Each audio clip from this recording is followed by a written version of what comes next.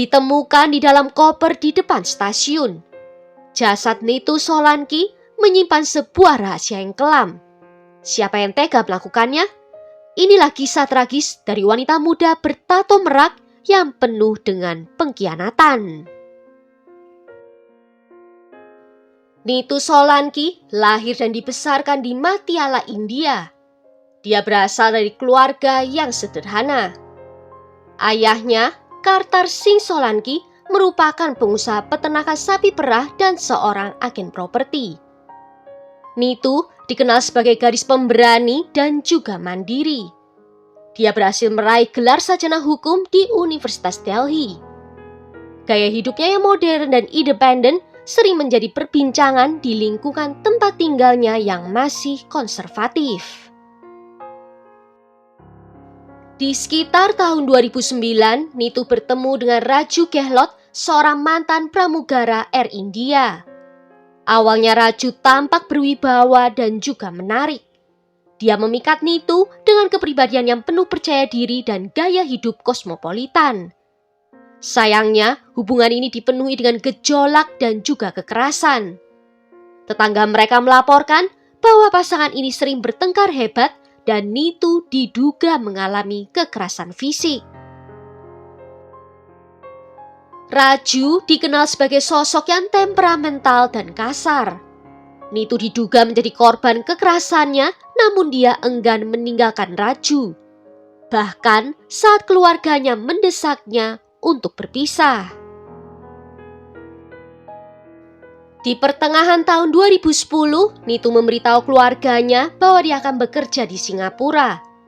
Namun ternyata dia berbohong dan tetap tinggal di India bersama dengan Raju di beberapa kota. Mereka berpindah-pindah tempat dari Bangalore, Mumbai, dan juga Pune, sebelum akhirnya kembali ke Delhi dan tinggal di sebuah apartemen sewaan. Di pagi hari pada tanggal 11 Februari 2011, di luar stasiun kereta api New Delhi, ada sebuah koper hitam yang tergeletak.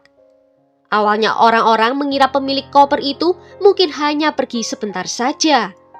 Namun setelah sekian lama, tidak ada juga yang datang untuk mengambilnya. Orang-orang mulai curiga dengan koper tersebut karena ada cairan berwarna merah yang terlihat keluar dari dalam koper itu. Dan beberapa orang segera melapor pada polisi. Setelah mendengar hal itu, tim polisi segera tiba di tempat kejadian. Karena area itu adalah tempat umum, banyak orang yang berkumpul di sana. Dan kabar ini juga diliput oleh beberapa saluran berita dengan banyak wartawan beserta juru kamera yang ikut datang. Melihat koper itu, rasa takut juga muncul di benak polisi dan beberapa orang, berpikir bahwa mungkin ada bom di dalamnya. Hal ini terjadi karena pada saat itu terorisme sedang merajalela di Delhi dan sebelum tahun 2011 telah terjadi pengeboman di beberapa tempat umum. Tetapi ketika polisi membuka koper tersebut, mereka malah menemukan jasad seorang wanita muda di dalamnya, dengan tato bulu merak di sisi kanan perutnya. Selain itu, wanita muda itu mengenakan cincin pusar. Cairan merah yang keluar dari koper itu berasal dari luka sayatan di leher wanita muda itu. Tangan korban diikatkan ke kakinya yang memberikan gambaran tentang kebrutalan si pelaku. Setelah polisi memeriksa TKP, jasad wanita muda itu dikirim ke rumah sakit pemerintah di dekat stasiun kereta api. Di sana, foto-foto dari jasad diambil dari berbagai sudut untuk membantu penyelidikan polisi. Untuk mengetahui identitas dari wanita muda ini, polisi merilis foto-foto beserta dengan informasi terkait tentang penemuan jasad itu ke media dan memohon bantuan untuk agar mereka bisa mengidentifikasinya. Akibatnya semua saluran berita memberitakan tentang insiden ini dan keesokan harinya hampir setiap surat kabar di New Delhi mencetak tentang berita ini juga. Polisi mulai mencoba mencari tahu siapakah yang meninggalkan koper itu di stasiun kereta api. Hal pertama yang diputuskan oleh polisi adalah memeriksa setiap kamera CCTV di area stasiun itu. Total, polisi meninjau hampir 100 kamera CCTV. Tetapi mereka tidak melihat seorang pun yang membawa koper itu di salah satu rekaman. Sementara itu, karena korban memiliki tato bulu merak, media memberikan kasus ini dengan nama baru, yaitu gadis bertato burung merak. Siapakah orang yang membawa koper ini masih menjadi misteri yang besar. Polisi lalu berbicara dengan berbagai serikat pekerja transportasi, di mana mereka mewawancarai setiap sopir taksi, sopir bajai, dan bahkan sopir bis. Tetapi tidak ada yang memperhatikan siapakah orang yang membawa koper berwarna hitam itu. 12 hari berlalu dengan cepat. Berita dan foto-fotonya terus-menerus dicetak di saluran berita dan surat kabar. Namun selama 12 hari itu, tidak ada kerabat dari korban yang datang ke kantor polisi. Sehingga tak ada seorang pun yang mengambil jasadnya.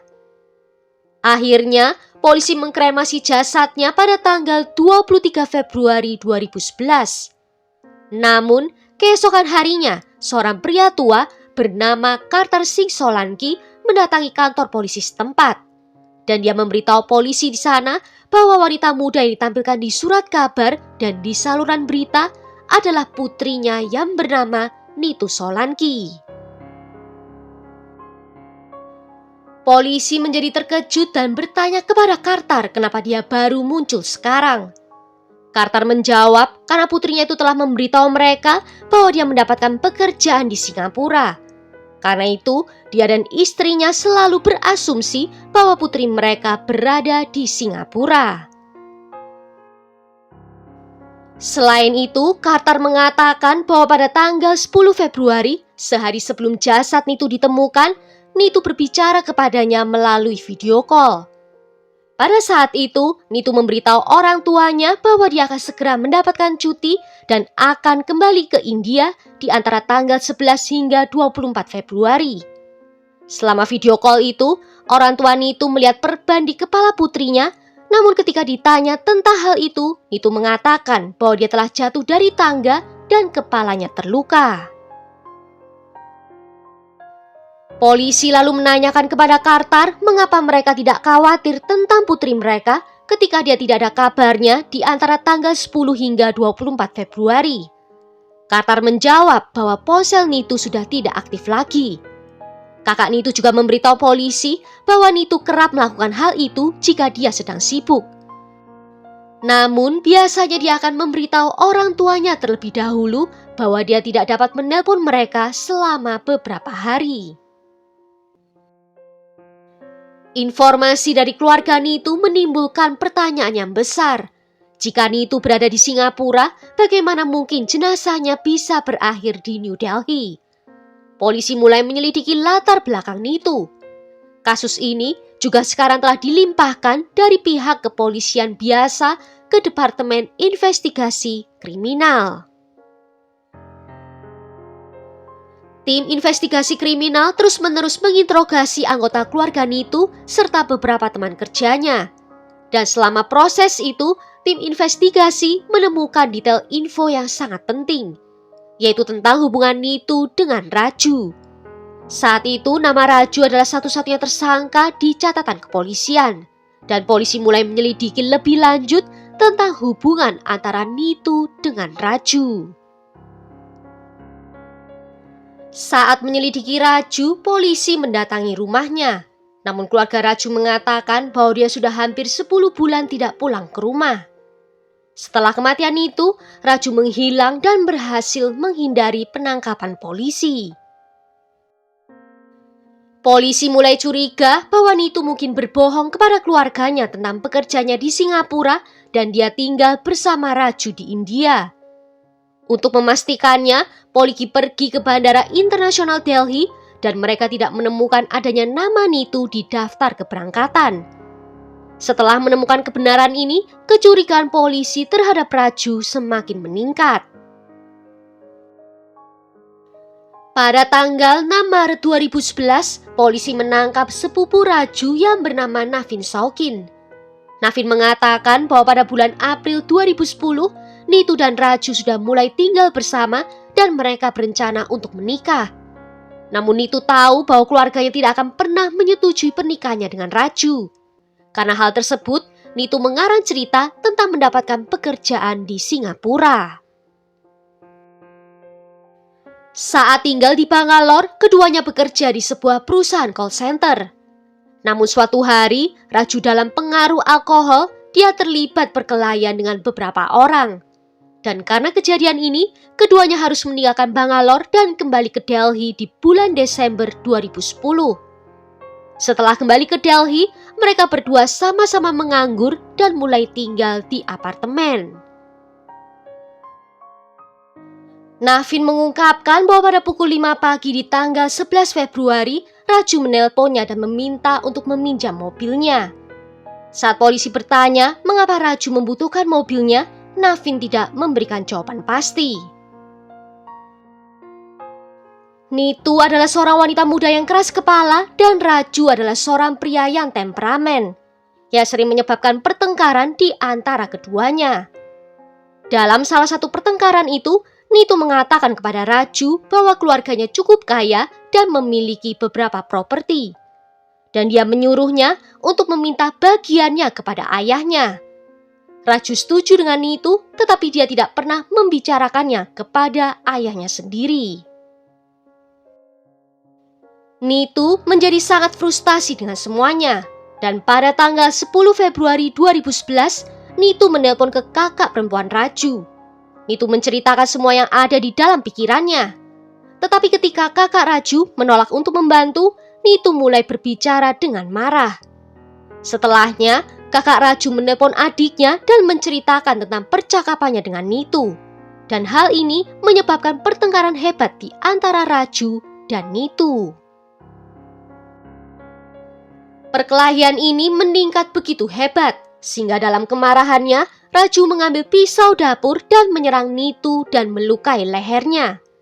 Darah keluar dengan deras dan membuat Nitu meninggal seketika. Raju dengan cepat mengosongkan salah satu kopernya dan mengikatkan perban di leher Nitu untuk menghentikan pendarahannya. Kemudian dia mengikat tubuhnya dengan tali dan memasukkannya ke dalam koper. Rencana Raju adalah pergi ke stasiun kereta api, naik kereta dan melemparkan tubuh Nitu di suatu tempat sepi saat kereta sedang melaju. Namun Raju tidak melakukan rencananya pada malam hari di tanggal 10 Februari. Karena dia tahu bahwa jika dia keluar pada malam hari, polisi yang berpatroli mungkin akan menangkapnya.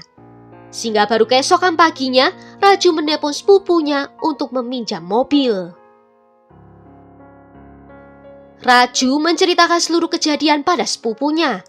Namun setelah mendengar seluruh cerita, Navin menjadi takut dan memutuskan untuk tidak meminjamkan mobilnya kepada Raju. Karena dia tidak ingin terlibat dalam kasus ini. Setelahnya, Raju membawa koper berisi jasad Nitu dari kamarnya menuju ke stasiun kereta api. Ketika Raju hendak memasuki stasiun itu, dia melihat ada mesin X-ray di depan. Raju tahu kalau dia tidak bisa naik ke kereta, sehingga dia meninggalkan kopernya itu di luar stasiun kereta api. Setelahnya Raju pulang ke apartemennya untuk membersihkan diri, membayar semua uang sewa dan pergi untuk tinggal bersama dengan Navin. Namun ketika berita tentang jasad Nitu itu muncul, dia merasa tidak aman untuk tetap tinggal di Delhi. Raju masuk dalam daftar 10 penjahat paling dicari di Delhi. Polisi memasang poster dengan wajahnya di mana-mana, tetapi polisi tidak menerima sedikit pun informasi tentangnya. Hari silih berganti, tetapi tetap tidak ada petunjuk tentang Raju. 8 tahun pun berlalu, dan selama kurun waktu itu, penyelidikan polisi benar-benar terhenti. Polisi bahkan mau menutup kasus ini. Namun pada tanggal 25 Juni 2019, Ibu Raju menerima panggilan telepon dari putranya. Raju mengatakan kepada ibunya bahwa kesehatannya telah memburuk secara signifikan dan mungkin dia akan segera meninggal dunia. Dan sebelum meninggal, Raju ingin bertemu dengan ibunya dan meminta ibunya untuk datang ke rumah sakit di Gugugram. Tetapi ketika keluarga Raju dan polisi tiba di rumah sakit, mereka mengetahui bahwa Raju telah meninggal dunia beberapa saat sebelumnya. Diketahui bahwa Raju telah mengubah namanya menjadi Rohan Dahia yang tinggal di sebuah desa pinggiran di kota Gugugram. Tak seorang pun orang di tempat kerjanya atau bahkan teman sekamarnya yang mengetahui tentang masa lalunya. Dia berhasil menghindari penangkapan selama lebih dari 8 tahun dengan menggunakan identitas palsu, bersamaan dengan kartu identitas dan SIM atas nama barunya. Teman-temannya menggambarkan dia sebagai pria yang tidak banyak bicara, berprestasi baik di tempat kerja, dan baru saja mendapatkan promosi jabatan. Dan karena bahasa Inggrisnya yang fasih, dia menjadi pelatih bagi karyawan baru di perusahaan itu. Raju tidak pernah menghadiri pertemuan sosial, tidak menggunakan smartphone, dan hanya menggunakan ponsel jadulnya. Dia juga tidak pernah membahas tentang keluarganya, dan sebisa mungkin dia menghindari dunia digital. Polisi menginterogasi beberapa orang yang membawa Raju ke rumah sakit dan mereka melaporkan bahwa Raju adalah seorang perokok berat dan juga peminum. Inilah yang menyebabkan kerusakan di ginjal dan juga livernya. Dengan meninggalnya Raju pada tanggal 26 Juni 2019, kasus pembunuhan Nitu pun ditutup. Mengenai kematian Raju, Ibu Nitu mengatakan meskipun polisi gagal membawa keadilan bagi putrinya, Tuhan sendirilah yang telah menghukum pelaku yang telah menghabisi nyawa putrinya.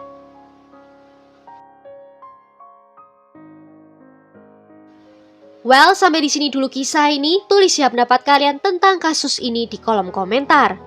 Jika ada yang mau request kasus, juga bisa menuliskannya di bawah. Akhir kata terima kasih kalau sudah nonton video ini sampai akhir. Sampai jumpa di video berikutnya. Ciao!